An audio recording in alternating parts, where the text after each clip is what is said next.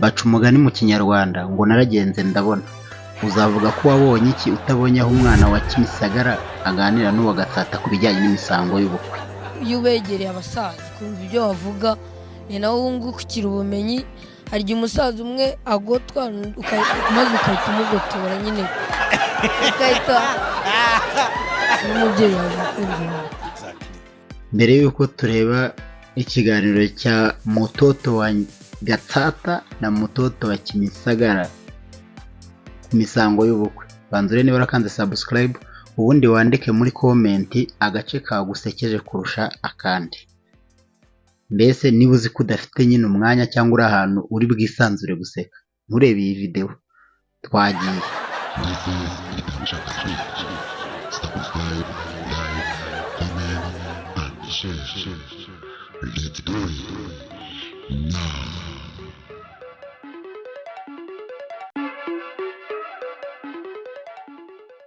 Abastari benshi Urabwa mu kigo bwankoreye umunsi kabisa. oya kubera ntabwo bibaho uko abantu bamamagara gasi bari kumamagara barinde telefone renda guturika umva n'ubu bari kumamagara. Abantu barakaye noneho kubera buriya bwa Miki ayo nakorera gasi yo bari kuma so bari kuma yiyongereye wazamuye igiciro nawe. nanjye nasamuye igiciro kandi singiri no kukibabwira bari kuza wagira ngo arakizi yego kahita mbwira nko mu madorari. oya ibintu byakomeye. mbwira nk'ubukwe bwa kera ufite ari ubwa ryari? ubukwe bwa kera wamaze abakazi bamaze gufata tayari. akazi kansekeje nako umuntu ufite ubukwe mu kwa munani akaba nama yavanze. oya ubu nimba nzaba nyiriho.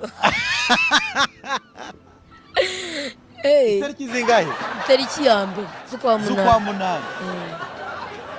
ntanjyana bivuze ngo bishobora kurangira yavuye kangwe ngo tutiye kubigenda. Nyenda ndashaka ko uyu mwaka wose bahita bakubukinga bikarangira. n'ubundi ubu ngubu abantu kugeza mu kwa gatanu yego nta tariki wambonaho. ubu kugeza mu kwa gatanu mu kwa gatanu hose ndabukinze.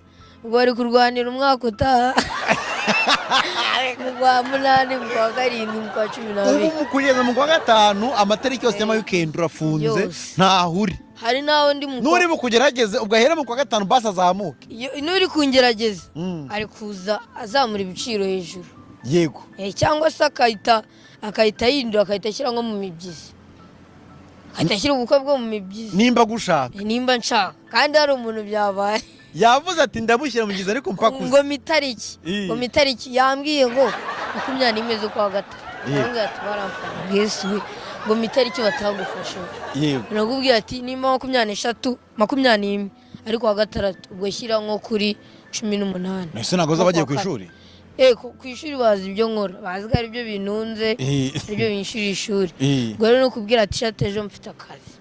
wow ni ibintu byoroshye. ese wa mugana ubwo wiyishyurira ishuri wowe? nishyura ishuri igitunze mu rugo. ubwo ngubwo umwarimu ananze kumagabashya imyaka 15 utunze mu rugo. oya ko abaye umugabo hakiri kare. kera abaye umugabo cyane. oya sha mwana ufite imyaka 15 rega exo. ndayifite ariko n'inshingano ndazifite kandi rwose kubera impano yawe bigenda neza cyane ntango mu rugo bagira ikibazo mara. ndabikunze cyane. mwabyumvisha nuko akavura kaguye kandi nabona tujye kugera mu ngamba kuko ndashaka ko turangiza kino kiganiro ngewe gisimare gusohoka ukwezi kwa gatanu kugeza mu kwa 12 tuganira umwaka utaha. uko bimeze na YouTube channel yanjye arabaye monetize. na YouTube channel yawe arabaye monetize muzaganira. nicyo nshaka. ariko akavura nabona kagiye gutuma twimuka kandi simbishaka hano nakunze. no turi bwitakumire neza. turabigira dute sha yaje ni nyinshi kabisa ntacyo reka tuvuge umunota yitarahanuka. uragira uti abantu benshi bari kumamagara banambukinze kugeza mu kwa gatanu sima ari nushaka kugerageza amenye ko bitari bukunde ariko uri kuvuga ngo ndashaka gushyira imbaraga muri MSing nkajyana ne MSing noneho singo rubutahira gusa. uko bimeze kuko mu kwa kane ndabizi mu kwa kane kwa gatatu no mu kwa gatanu kuzamura nzaho natangiye kujya mu kazi.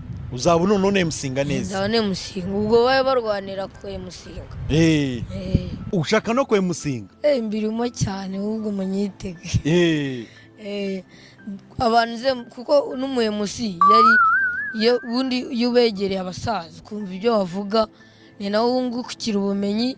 Hari igihe umusaza umwe agotwa maze ukahita umugotora nyine ukahita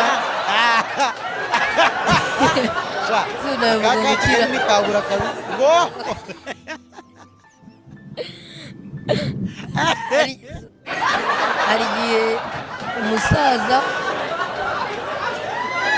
agira umusaza agotwa oya atana hari igihe umusaza atana ukahita umugarura ukamugarura ahubwo noneho uvuze inyarwanda aho wari umbeshye kabisa kubera ibyo twirirwamo sha kubera kwirirwa tuvuga ntabwo wabura kugashyira yego utahera igihe umusaza agira cy'agatana maze ukahita umugarura kandi iyo umugaruye nibwo nawe ugenda wunguka ubumenyi bwinshi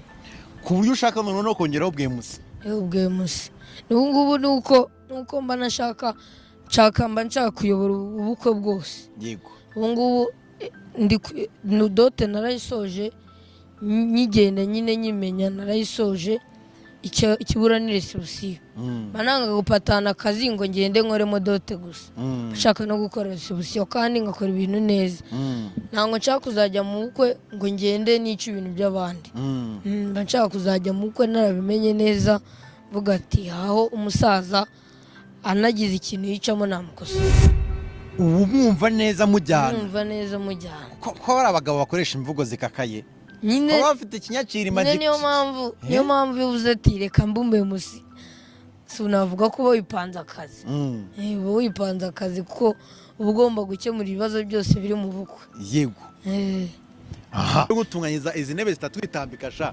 yego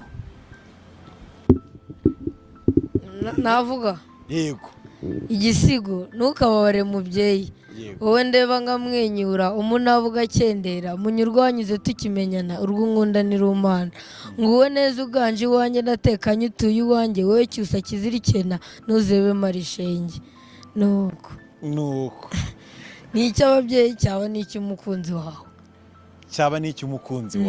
ko n'ubundi umukunzi n'umubyeyi yawe umukunzi wawe ese wowe ni akahe gace kagusekeje gusumba utundi? Gusa ni abahanga dabo fariyuti. Nkwibutsa ko ufite umwana akaba ashaka kumwigisha kugenda ku nkweto z'amapine cyangwa se skateboard, nta handi uzigera ubisanga uretse muri Rwanda Bullet Skaters Club imwe rukumbi itoza abana banyu kugenda ku nkweto z'amapine bikarenga ko babimenya ahubwo bakabigira umwuga uzabatunga ugatunga n'abazabakomokaho ejo hazaza. Twagiye.